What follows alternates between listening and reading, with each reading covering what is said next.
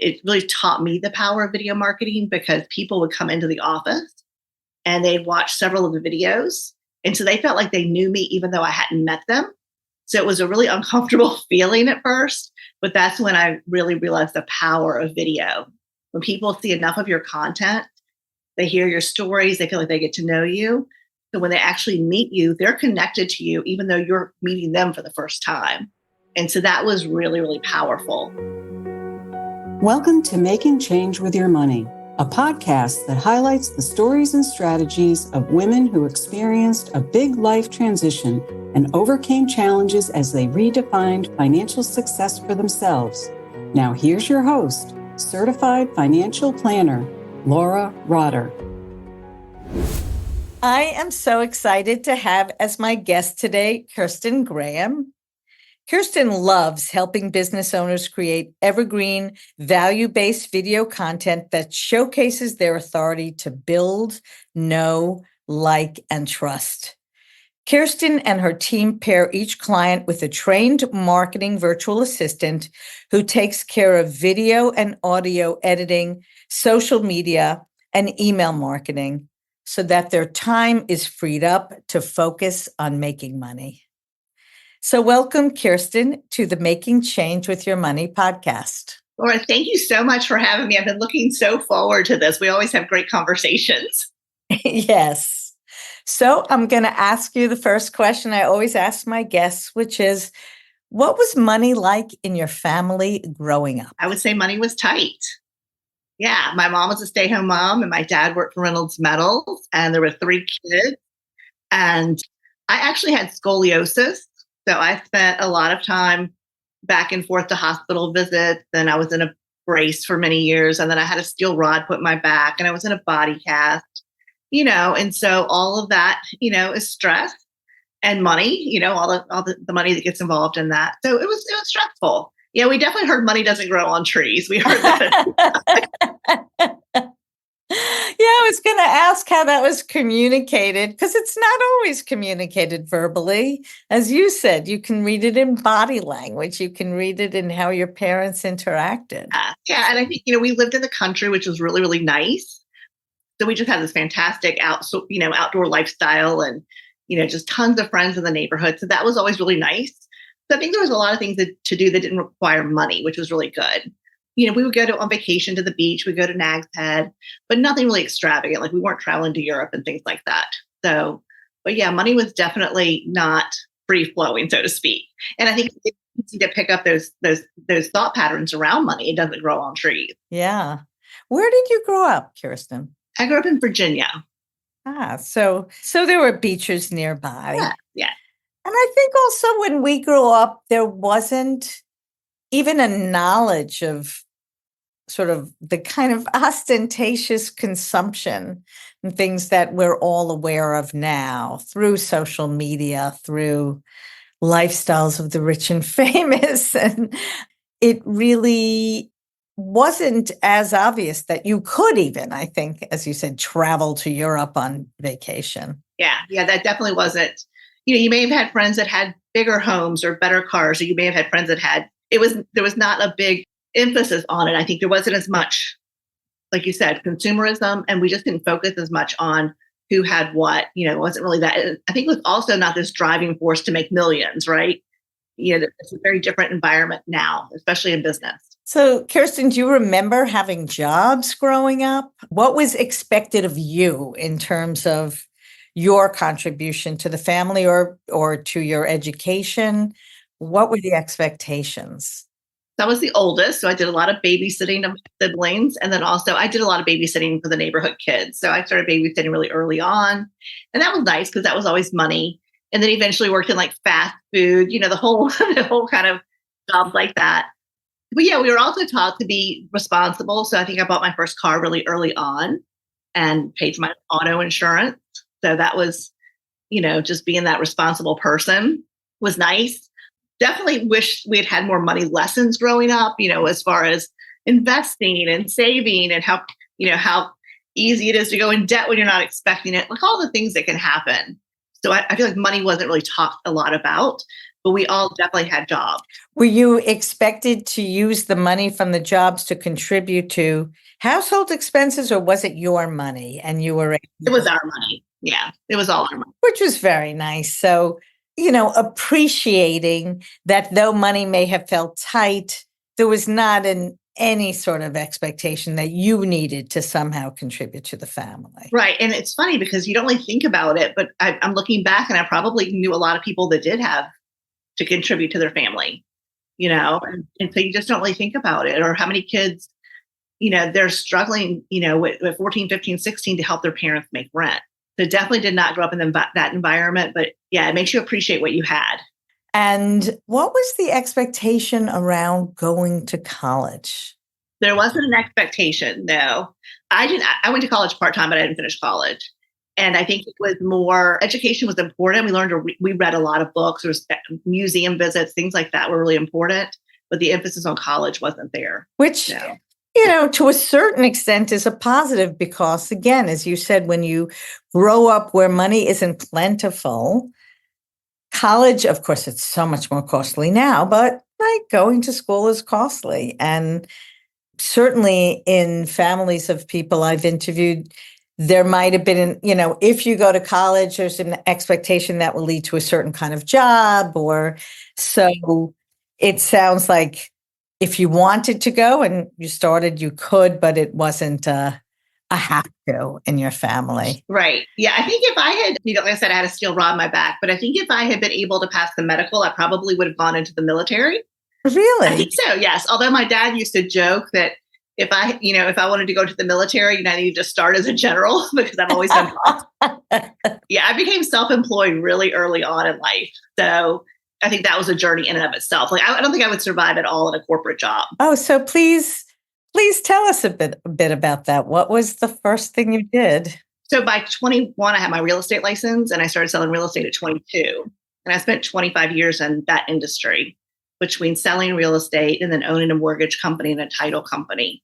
So I just have always kind of been that entrepreneurial person, but I also really believe in education. I think, and that's one of the things I love about entrepreneurs is they love education. They're always looking to learn and grow and evolve. And so, and I think if you're going to be self-employed, you really have to consider that it's a learning curve. It's a curve that never really stops, right?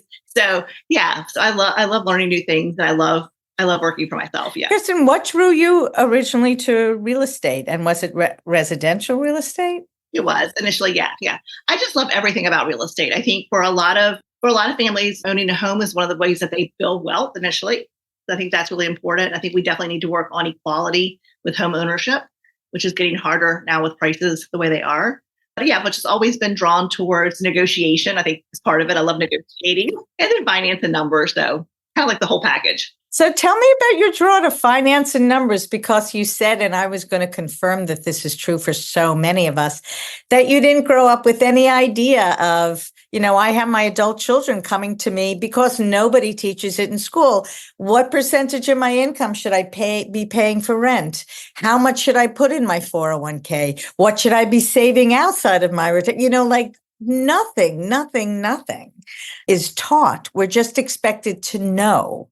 So what was your facility with numbers? What drew you to working with that?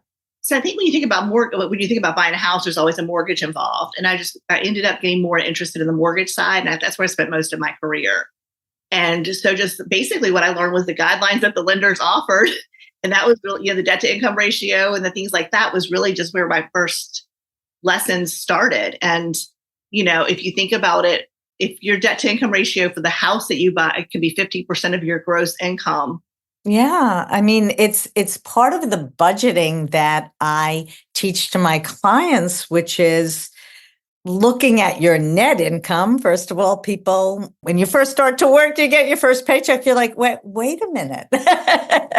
And then looking at that and saying, if you put have-tos in place, not only your mortgage, but then the electricity and your Netflix bill, all these have-tos that you've committed to, if that eats up more than half of your net income, you're not going to have time for fun or money for fun, and you're not going to have resources to save. And living in the New York City area, that's not always so easy to do. I think the other thing people don't consider is maintenance, what it costs to maintain a home. I think that's something that so many people leave out of their budget, and it's, it can add up quickly. And one of the things I used to talk about is if you're buying a 10-year-old house and it has a 20-year roof expectancy, in 10 years, you've got to buy a roof. So when that roof is due, it's not a surprise. It's not an unexpected expense. It's an expected expense. It's our choice as to whether or not we choose to save for it. And another good point when buying, I personally dealt with this when I decided to downsize, when I left Wall Street and was looking at what can I afford in a lifestyle going forward, that even if I could afford, I had a very small mortgage on my home at that time. But with a 6,000 square foot house, the monthly cost of heating it, and was on an acre of land, so the monthly cost of having someone come and mow the lawn. So there are expenses that come along with a certain kind of house, independent of just the mortgage and the insurance and the taxes. So it's important to take all of this into account when looking at the house. Well, then it's also our time. I think it's so sad because as a society, we've become slaves to our stuff, right? It takes time to clean a 6,000 square foot house or keep it organized. Or even if you have someone coming in to clean it, there's still a lot to maintain inside the home. And it's like, is that really what you want to do with your time? And then all of the things that we buy to fill the homes, at the end, when you downsize, how much of the stuff that you let go of do you actually miss today? It's a very, very good point. And again, when I do values exercises with clients who, for example, might say, I value my family. That's one of my top 3 values. And then you say, okay, but you bought this expensive house and these expensive cars, and that means you spend less time with your family so that you're working to support your things. And that can be jarring for people when they realize that they've made certain choices that take away from what it is they say is most important to them. I joke that internally, I'm a minimalist. Externally, I haven't got there yet. I would like to fully be one of those complete minimalists, but I do really question purchases more now than ever before. And not just from the money aspect, but from I really, really use this. Is it really going to do what I need it to do? Do I have something that I could already use? And so it's really questioning, what do I want to bring into my environment? So not just about the money, but just having more and more stuff in the house. And so just trying to figure out with each purchase, is it worth my time to maintain it? I love that there's a woman who has a YouTube channel. It's called, I think it's Minimalist Mom. And she refers to it as inventory. And it kind of takes the emotional connection to it. Everything you own is inventory you have to maintain. So whether it's the toiletries and the cleaning supplies under the sink, whether it's the clothes in your closet, whether it's the books on your bookshelf, it is all just inventory. It's just stuff that we have to maintain. And so when you start kind of thinking about it like that, I think it makes you question, do I want to spend money on this? And is it going to bring me value? Or would I rather do something else with that money and something else with that time? Thank you. I love that point, Kirsten. And I also would add to that something I read of the 24-hour rule, that if you see something that you'd like to purchase, to then wait on it 24 hours and see if when 24 hours passed, you still want to purchase it, or was it just sort of by instinct? And nowadays, of course, it's so set up, so easy for us to buy things, right? You're scrolling Instagram, something pops in, you've got the credit card saved, and before you know it, you've bought something. And I think what you said of just recognizing that it's more stuff, right? I think of a business, right? It costs money to maintain inventory. And just to take that deep breath and check in, take the time and see whether it is something you really want to purchase. And that's something that Jeannie and I do within our business too, because it's really easy to have shiny object syndrome. Is that new software going to change our business? Do we really want to go to this conference? it's easy to spend money in your business. So it's always important to, I think, evaluate that and making sure that whatever we're spending our money on in our business is, there's no magic wand, right? If there is, I would buy that. But there isn't. We need to invest in tools. We need to invest in our business, but we have to make sure that we have realistic expectations of what we want that tool to do, and then we have to be clear: are we going to really use it? Because I know in the past we've bought some really fun software that we really didn't use as much as we should have or could have. So I think it's those questions about what we're buying even within our businesses too. That's a very good point. Sometimes in business, we imagine that everything's going to have a return on investment. And by the same token, when I work with clients to go over their expenses, and I find this also with business, keep track of your recurring expenses, because you can sign up for something and then completely forget that you've signed up for it. If you're not routinely checking your credit card statements, you might be surprised by these apps or sites you've signed up for. And you're like, wait, what is that I'm paying for?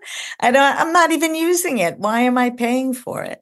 So Kirsten, could you walk our listeners through, as you said, you had a long career in real estate and on the mortgage broker side. What was it that changed, and had you put your entrepreneurial efforts elsewhere? So a couple of things in that journey happened. I did a lot of loans for self-employed people. And so they owned businesses. So I would see their personal tax returns and their business tax returns. And I would always get asked, can I pick your brain? So I did a lot of mentoring and coaching, not meaning to really fall into that category. But one of the people that I ended up mentoring is now my business partner, Jeannie. And she was actually a client, and she had started a business. And when she called to check on interest rates, I'd asked how her business was going. And so she said, it's going really well. I just don't really have any friends or family members that own businesses. So I'm thinking about trying to find, some way to connect with other business owners. So I offered to meet her for coffee and connected with her.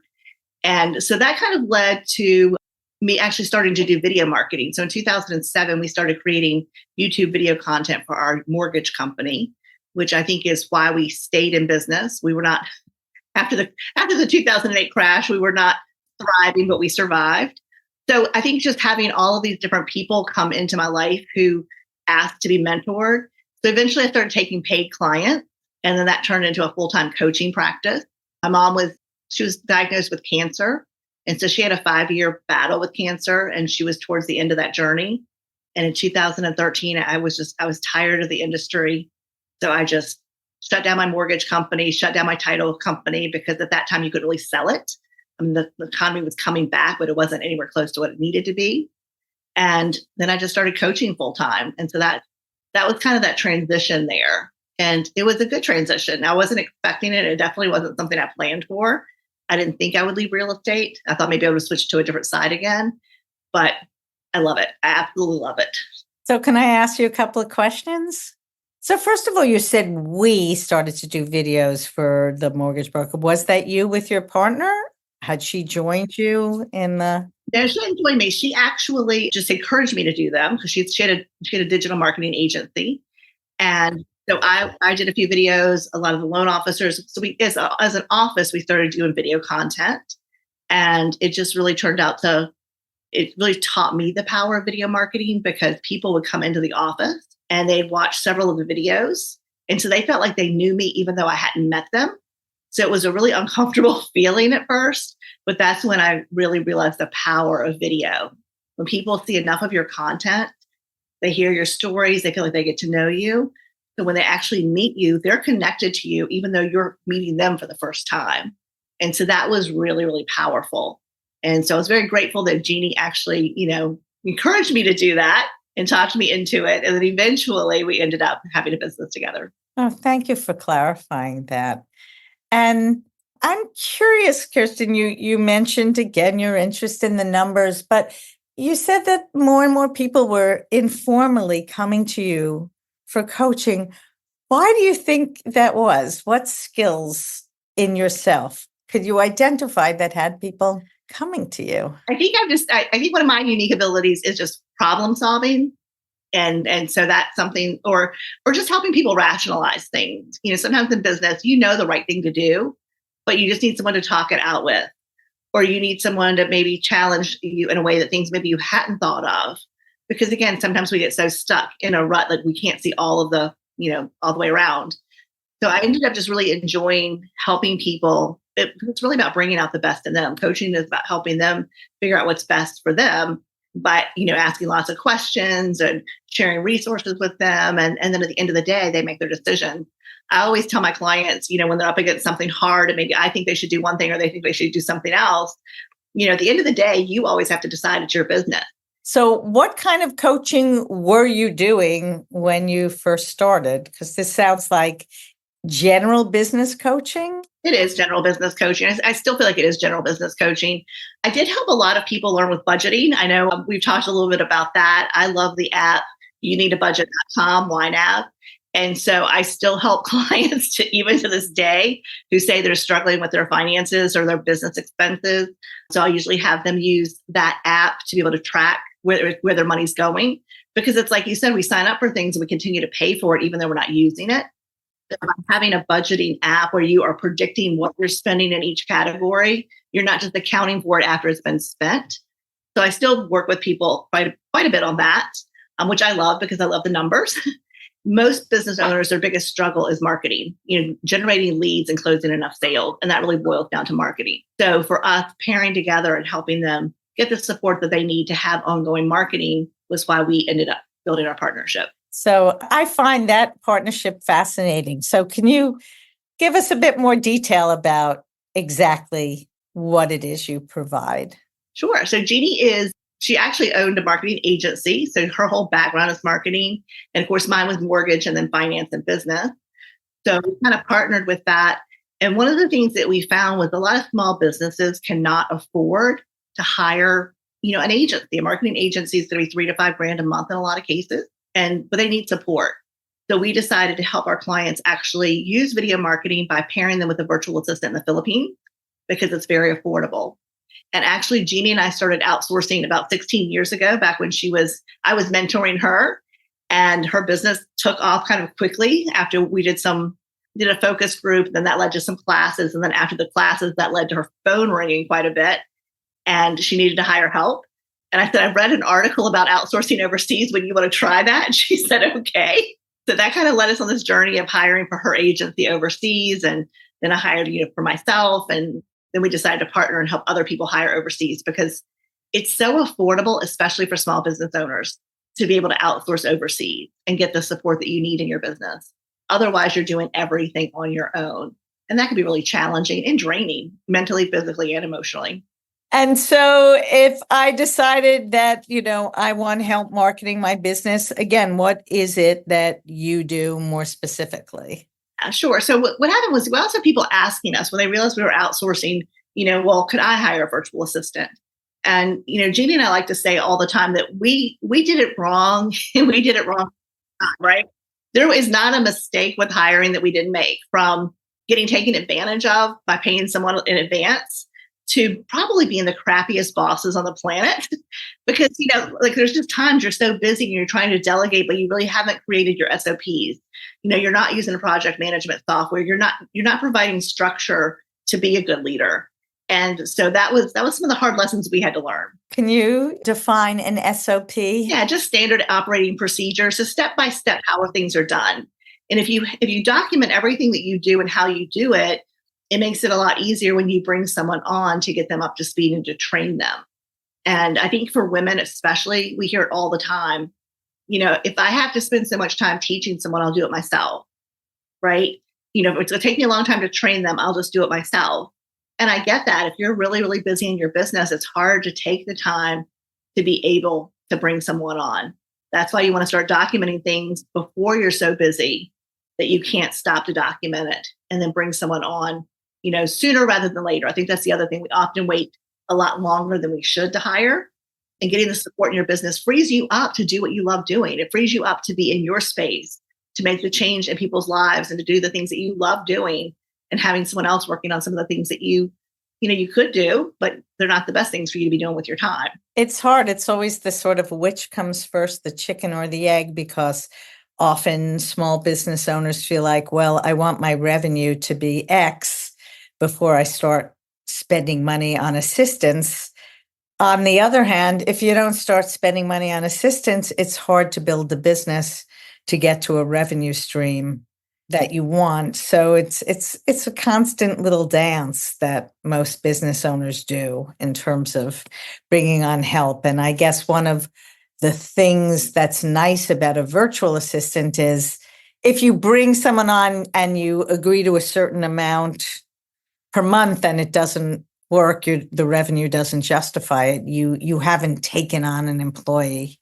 So again, what comes up as I say that, though, is more specificity, like how long, what's the commitment if someone were to hire a virtual assistant through you? How does that process work? What's the term of the commitment? Sure. Yeah. So when we decided to help, we decided we needed to be very specific because I feel like so many people join coaching programs, and I'm a coach, so I 100% believe Right. it, right? But sometimes we need people to do things for us. I think that's the other thing with being a small business owner. Sometimes you just need to hire someone to do things.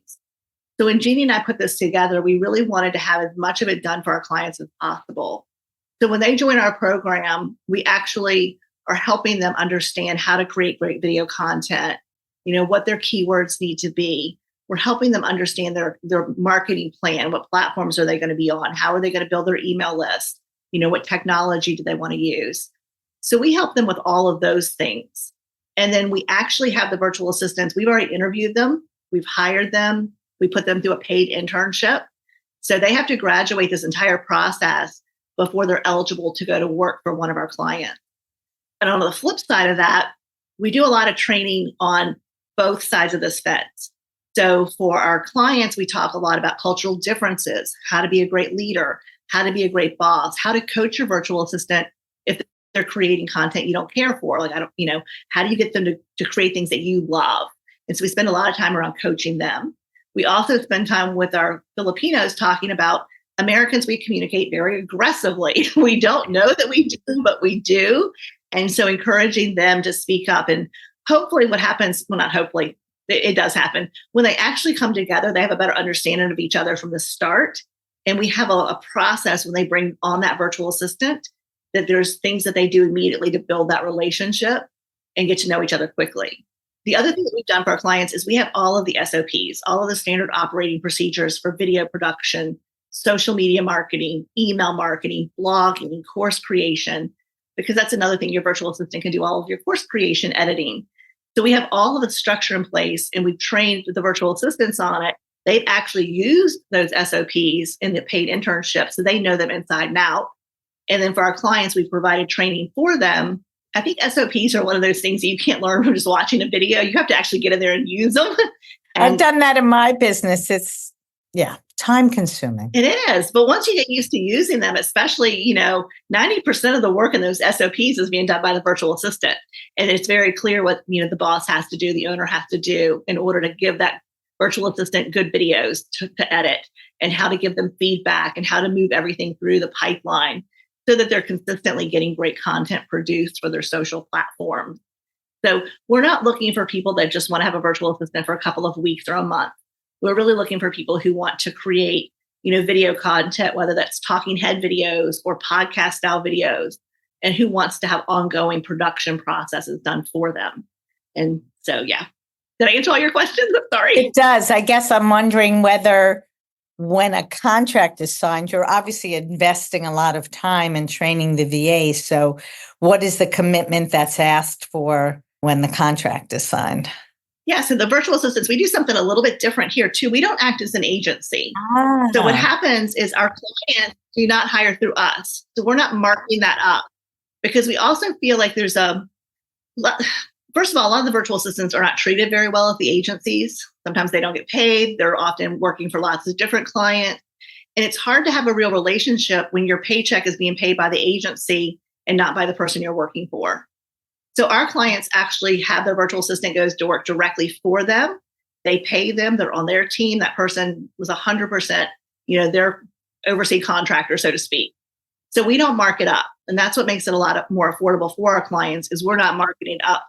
Instead of $250 a month, we charge $700 a month and we would keep, the majority of that. That's what the agencies do. And there's nothing wrong with that. It's a great business model for certain things. But for us, we want our clients to be able to commit to having that person with them part-time for a very long time. And so there is not a contract signed between us and the virtual assistant and the client. So what happens too is we always tell our clients, we had one person who had a situation where she ended up in a horrible custody battle with her husband. And so she just said, I don't have it's the money, but I also just don't have the bandwidth to create content right now. It's a bad space in my life. We brought her virtual assistant back into the paid internship. And so we will bring the virtual assistants back in if for any reason the client can't continue to work with them, and then we'll place them with a new client. So we do our best to make sure that virtual assistant has a job. And then when our client wants to, come back into the process, we'll help them get another virtual assistant. And the flip side, what if a virtual assistant is sick or something happens to them? How would that work? So what we do is we do guarantee our virtual assistants for 60 days as long as our clients are following the process, so to speak. And then after that, it really is about the relationship. So I can't guarantee that someone's going to work for you forever. So we have clients that lose their virtual assistants. One just recently lost her virtual assistant after about 8 months. But I also they weren't really using the structure or the system. I think it was a little bit of, a lot of things going on over there. And so her virtual assistant took a different job. So we'll help her get a new virtual assistant for a fee. But most of the time, the goal is to have that lasting relationship. And that's what we find, more than often, they're going to stay. Now, we have had a couple of other things that have happened. We had a client whose virtual assistant went on maternity leave. So we had some graduated interns who just went to work for her, or one of them went to work for her for 3 months and then came back. So we try to have flexibility because life happens. And then, we want to be there to support them. But also we find that a lot of our clients go on to hire additional team members within the first year. So Kirsten, I'm curious, was there any time when you transitioned from being a mortgage broker, then a coach, this business, that you needed to transition your finances in a certain way, that, you had to be aware of, making a leap to be doing something new? Well, first of all, 2008 in real estate. Yes, of That course. right there says everything. Yes. Yeah. And I think there were good lessons that came out of that for all of us, but definitely, like you, I downsized. And when I moved to Florida, I downsized. And I think just becoming less and less interested in stuff and more freedom is really what drives my choices now. But yes, with a business, there's always, I think, ups and downs as far as, roller coaster income. And I think it's just a matter of watching your expenses on both sides, your personal expenses and your business expenses. But I think another fun thing to do, which is make it a game. Like we try to calculate the profit margin on the business. So if that can be kind of fun for a lot of people, like what is your profit margin on your business each month or each year? Are you being as profitable as you possibly can? And that's the other thing. I think sometimes people waste money on things they shouldn't in their business and don't invest in things that they should. And I always like to tell people, if you had a magic wand and you could have an extra 20 hours a week that you could work, what would that be worth to you? And for $275 or $250 a month, you could have someone working for you 20 hours every week. So investing in other people to do things is how you really grow a business, rather than trying to do everything yourself. Eliminate, automate, and delegate. That's the order in which we need to do things to be profitable. And then make a game of it. Gamify your profitability. I love that. I love, first of all, the way you really enjoy the concept of budgeting, of watching what's going out relative to what's coming in and being very intentional about that, which, I often say to people, financial planning is not rocket science. It is exactly that, just being mindful of the choices that you make. And I also like, Kirsten, the way you refer to bringing on help as an investment, which indeed it is. There are expenses, right? Shiny new app. I think that'll be fun.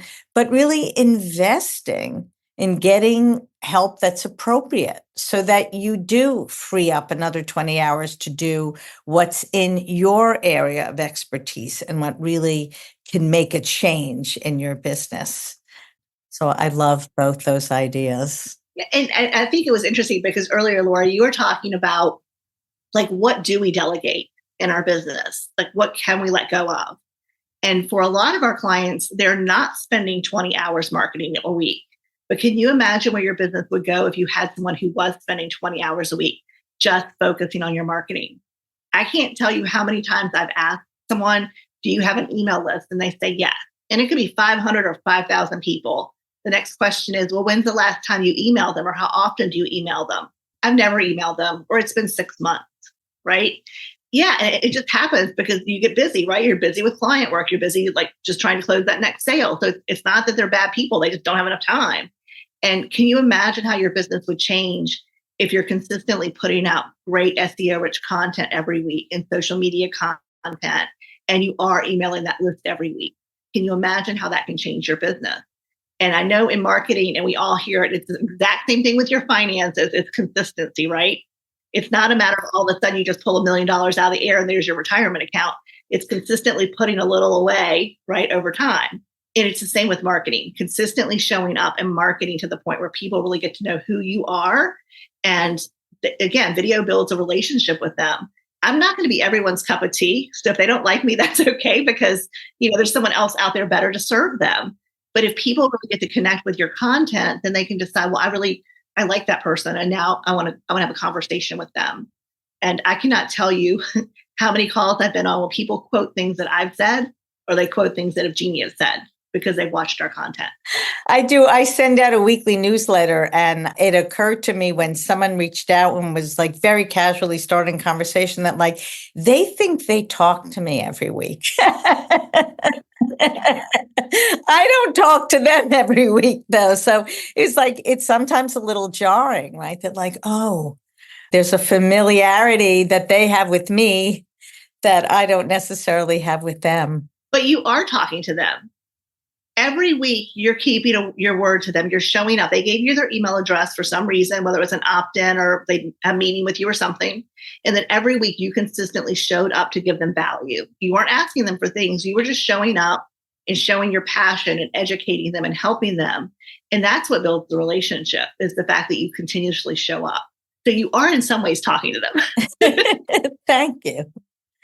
So, Kirsten, as we get towards the end of the conversation, you started to talk about this with the last question, but how has your definition of success shifted over the years, and perhaps even financial success? I think it has to do with age, right? Time becomes more valuable than money in a lot of ways.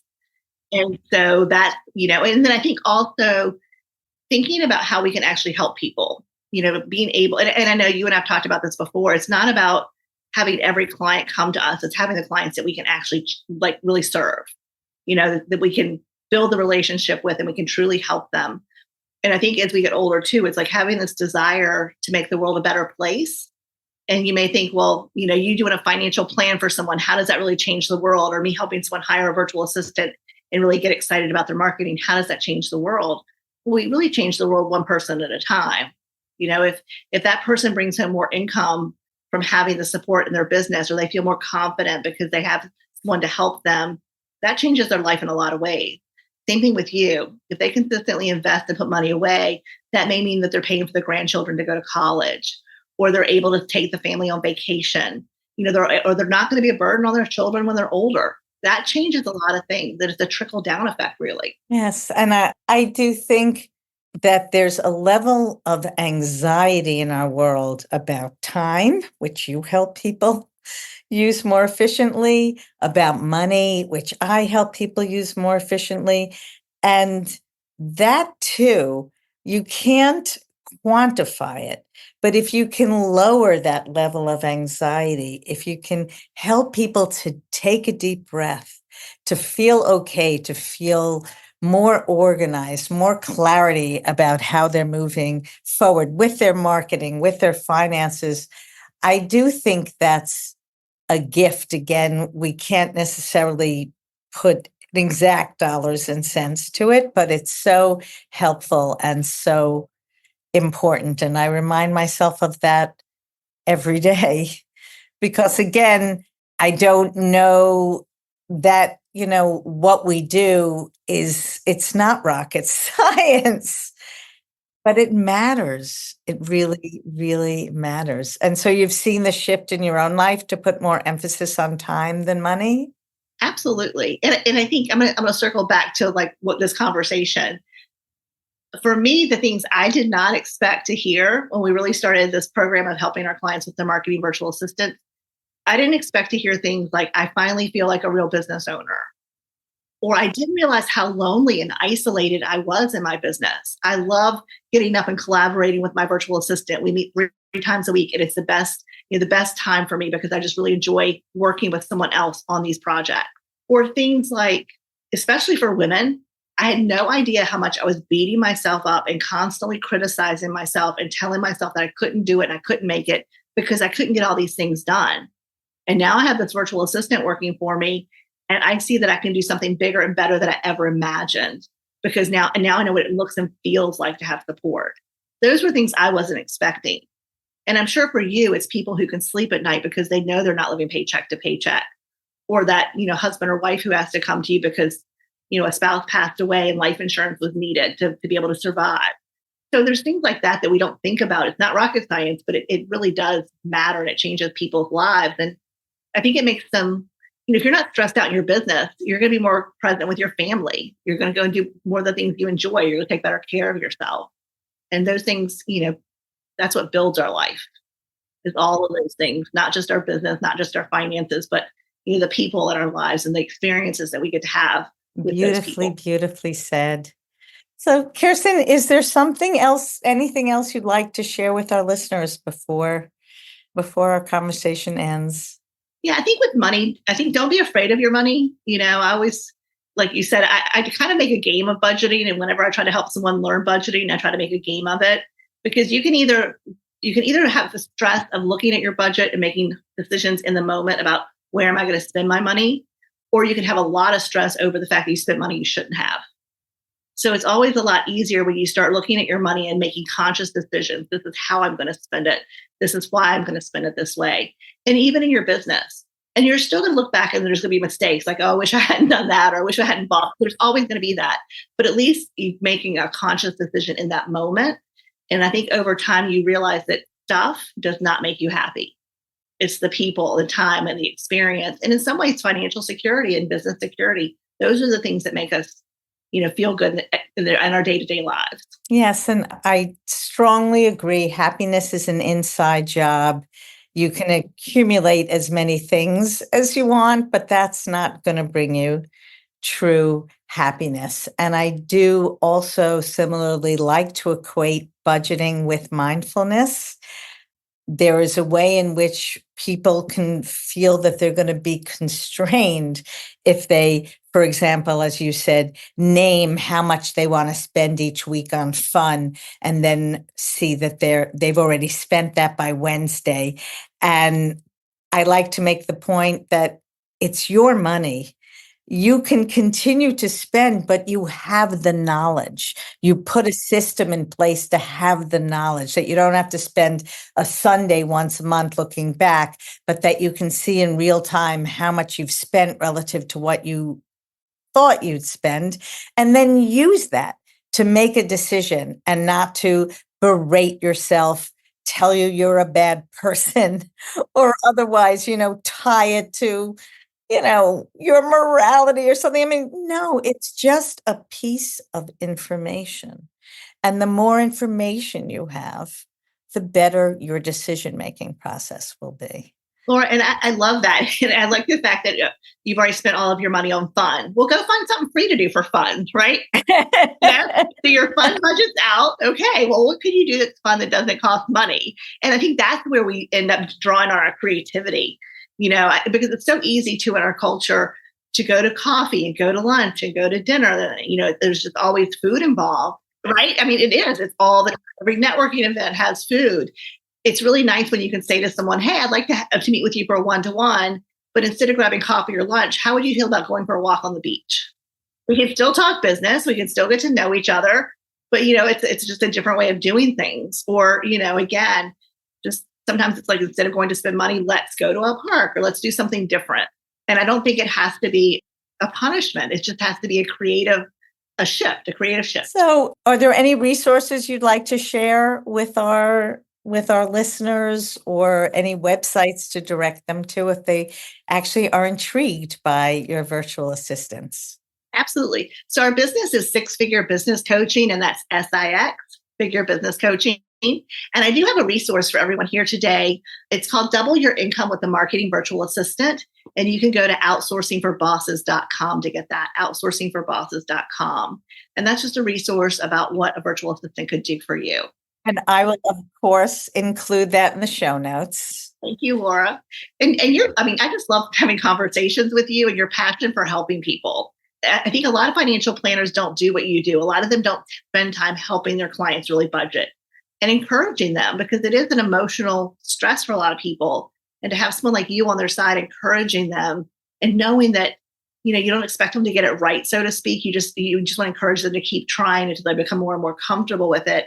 And then it becomes a way of life. And that's when things really, really change. I think it's great that you do that with your clients. And I think it's great that you bring so much energy again to the budgeting conversation, Kirsten. I think that's relatively unique and clearly something that has made a very big difference for you, and you've seen it make a difference for others. Thank you so much for taking the time, Kirsten. This has been a great conversation. I hope you enjoyed my conversation with Kirsten Graham of Six Figure Business Coaching. And here are my takeaways. Name what you love and your unique abilities. Kirsten shared that one of her unique abilities is problem solving. She found herself naturally coaching other business owners who perhaps needed someone to talk things out with, or maybe to be challenged about things they hadn't thought of. Kirsten also loves numbers, so she found herself helping clients who struggled with their finances or business expenses. My second takeaway: translate what you're doing for yourself into a business. Kirsten and her partner Jeannie started outsourcing some of their business support needs to the Philippines about 16 years ago, after finding that the cost of getting similar support from a domestic marketing agency was prohibitive. They decided to partner and help other people hire overseas because it's so affordable, especially for small business owners. And finally, consider how you can help others learn from your mistakes. According to Kirsten, there's not a mistake with hiring that she and Jeannie didn't make, from getting taken advantage of by paying someone in advance to probably being the crappiest bosses on the planet. They started their business so that others can avoid making the same mistakes that they did. If my interview has struck a chord with you, please don't hesitate to schedule a consult with me by emailing me at laura@TrueAbundanceAdvisors.com. Are you enjoying this podcast? Don't forget to subscribe so you won't miss next week's episode.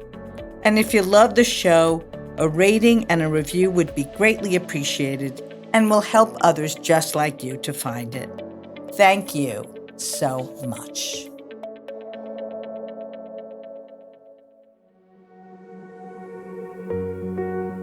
Thanks for listening to Making Change with Your Money. Certified financial planner Laura Rotter specializes in helping people just like you organize, clarify, and invest their money in order to support a life of purpose and meaning.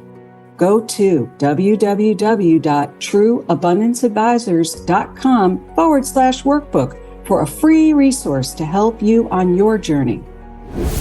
Disclaimer, please remember that the information shared by this podcast does not constitute accounting, legal, tax, investment, or financial advice. It's for information purposes only. You should seek appropriate professional advice for your specific information.